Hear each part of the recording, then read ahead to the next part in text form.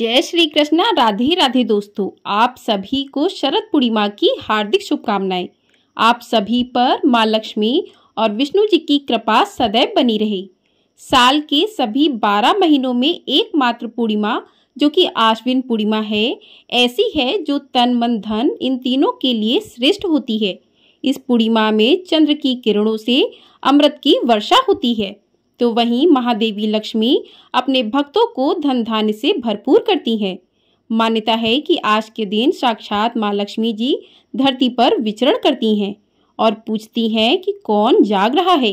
घर घर माँ लक्ष्मी जी देखती हैं कि कौन सा भक्त उनकी सच्ची उपासना कर रहा है, सच्ची सेवा कर रहा है। इसलिए शरद पूर्णिमा को कोजागरी या रास पूर्णिमा के नाम से भी जाना जाता है। यह बहुत ही महत्वपूर्ण तिथि मानी जाती है। पूरे साल में सिर्फ शरद पूर्णिमा के दिन ही चंद्रमा 16 कलाओं से परिपूर्ण होता है। धार्मिक मान्यताओं के अनुसार इस दिन आसमान से अमृत की वर्षा होती है। शरद पूर्णिमा के दिन चंद्रमा की पूजने की परंपरा है। ऐसा माना जाता है कि इस दिन से सर्दियों की शुरुआत हो जाती है। धार्मिक ग्रंथों के अनुसार इस दिन चंद्रमा धरती के सबसे करीब होता है। चंद्रमा की दूधिया रोशनी धरती को नहलाती है। इन दूधिया रोशनी के बीच पूर्णिमा का त्योहार मनाया जाता है। पौराणिक मान्यताओं के अनुसार पूर्णिमा के दिन यानी शरद पूर्णिमा के दिन ही महालक्ष्मी की उत्पत्ति समुद्र मंथन से हुई थी। इस दिन माँ लक्ष्मी पृथ्वी पर विचरण करती हैं, अपने भक्तों पर धन की देवी कृपा वर्षाती हैं। शरद पूर्णिमा की रात को चंद्रमा की चांदनी से पूरी धरती सराबोर रहती है और अमृत की बरसात होती है। इन्हीं मान्यताओं के आधार पर ऐसी परंपरा बनाई गई कि रात को चंद्रमा की चांदनी में खीर रखने से उसमें अमृत समा जाता है। कहते हैं कि जो इन दिनों में बरसात के समय में पित्त दोष उत्पन्न हो जाता है, तो चंद्रमा की रोशनी में जो खीर रखी होती है उससे यह दोष समाप्त हो जाता है शरीर के अंदर से। तो इस दिन की रखी हुई खीर में अमृत बरसता है, जो कि शरीर के विकार को समाप्त करता है, जो कि शरीर और मन के लिए बहुत ही लाभकारी होता है। तो इस दिन जो भी भक्त व्रत रखते हैं उनको शरद पूर्णिमा की कथाएं भी अवश्य सुननी चाहिए।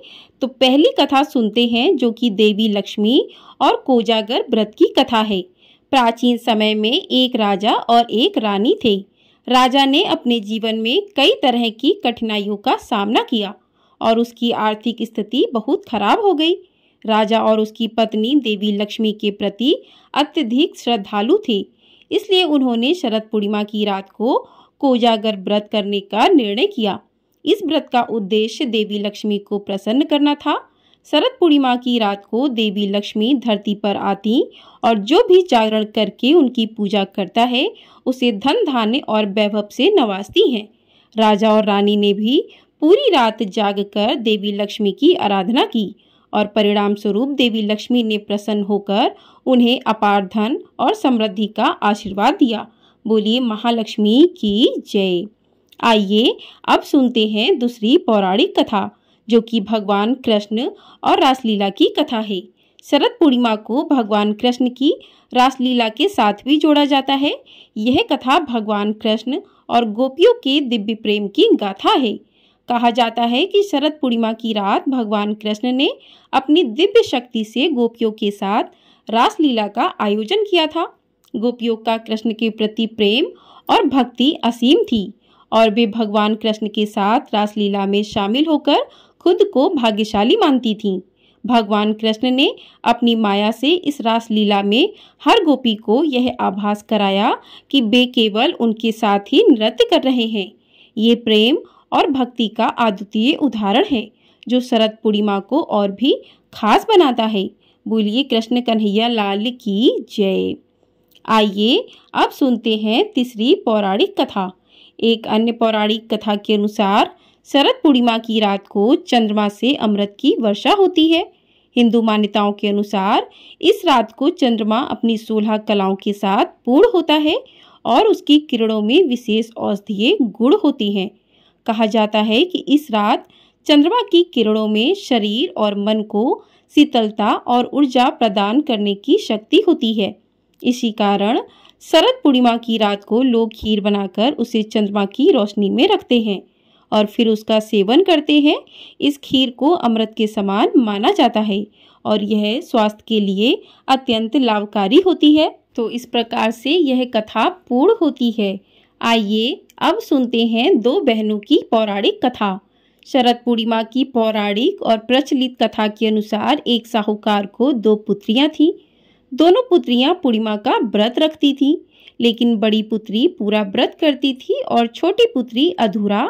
इसका परिणाम यह हुआ कि छोटी पुत्री की संतान पैदा होते ही मर जाती थी। उसने पंडितों से इसका कारण पूछा तो उन्होंने बताया कि तुम पूर्णिमा का अधूरा व्रत करती हो, जिसके कारण तुम्हारी संतान पैदा होते ही मर जाती है। पूर्णिमा का पूरा व्रत विधि विधान से करने से तुम्हारी संतान जीवित रह सकती है। उसने पंडितों की सलाह पर पूर्णिमा का पूरा व्रत विधि विधान पूर्वक किया। बाद में उसे एक लड़का पैदा हुआ, जो कुछ दिनों बाद ही फिर से मर गया। उसने लड़के को एक पीढ़े पर लिटाकर ऊपर से कपड़ा ढक दिया, फिर बड़ी बहन को बुलाकर लाई और बैठने के लिए वहीं पाटा दिया। बड़ी बहन जब उस पर बैठने लगी तो उसका घाघरा बच्चे को छू गया।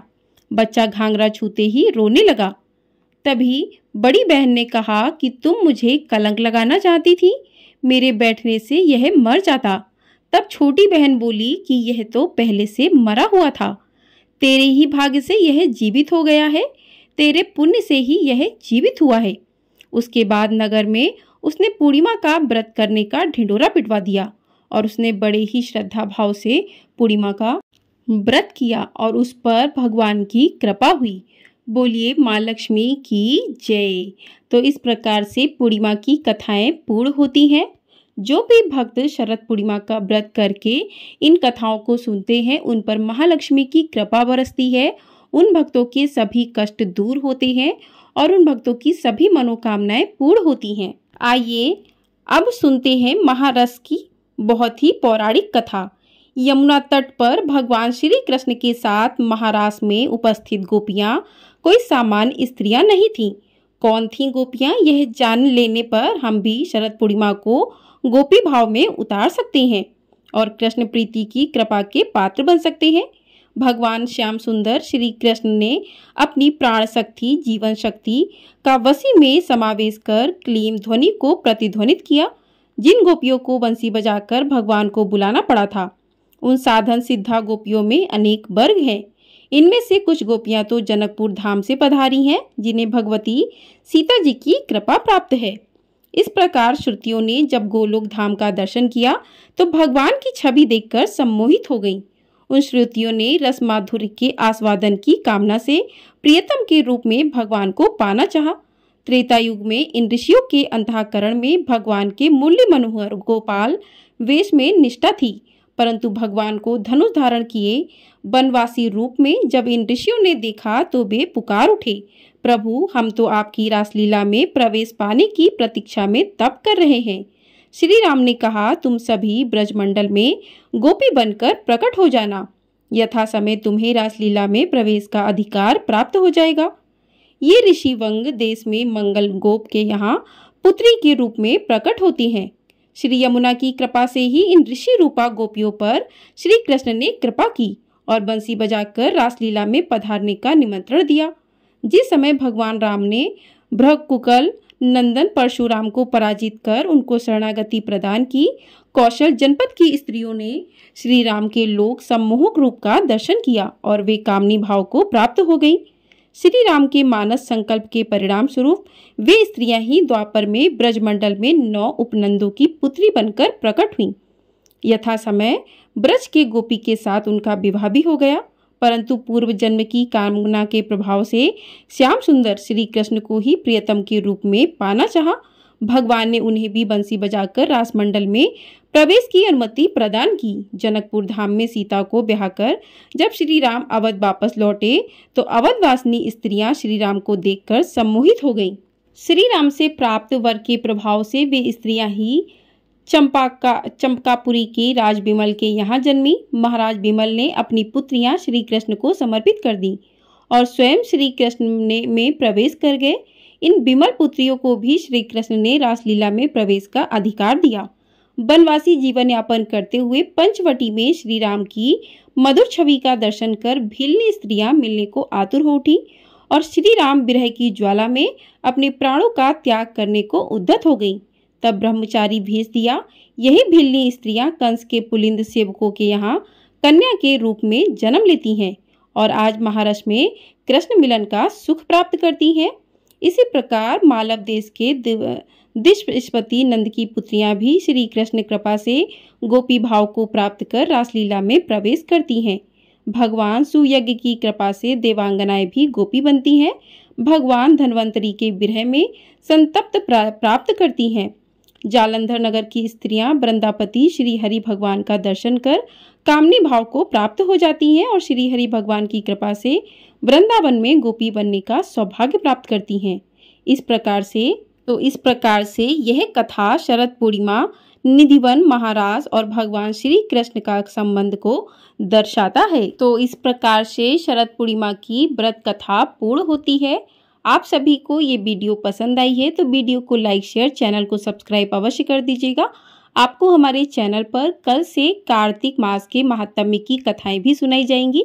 यदि आप लोग उन कथाओं को सुनना चाहते हैं तो आप चैनल को सब्सक्राइब कर लीजिए और साथ ही घंटा जरूर दबा दीजिएगा ताकि आपको कथाएं जो हैं समय से प्राप्त हो सके और आप उन कथाओं को सुन सके और भगवान का आशीर्वाद प्राप्त कर सके। तो आपको हमारे चैनल पर कल से प्रतिदिन कार्तिक मास के महात्म्य की कथाएं भी सुनाई जाएंगी, उनको आप लोग अवश्य सुनिएगा। और करवा चौथ के व्रत की संपूर्ण विधि जो है आपको बताई जाएगी। तो आप लोग चैनल को ढेर सारा अपना प्यार अवश्य दीजिएगा और वीडियो को लाइक कर दीजिएगा। एकमात्र लाइक ही ऐसा साधन है जिससे आप और हम जुड़े हुए हैं। तो वीडियो को लाइक ज़रूर कर दिया कीजिए यदि आपको वीडियो पसंद आती है और कमेंट बॉक्स में जय माँ लक्ष्मी अवश्य लिखिएगा। माँ लक्ष्मी इस दिन धरती पर विचरण करती हैं और सभी के घरों में देखती हैं कि कौन उनके लिए जाग रहा है। उन भक्तों पर धन धान्य से उनके घर को परिपूर्ण कर देती हैं, उन भक्तों पर अपनी कृपा को बरसाती हैं। बोलिए माँ लक्ष्मी की जय।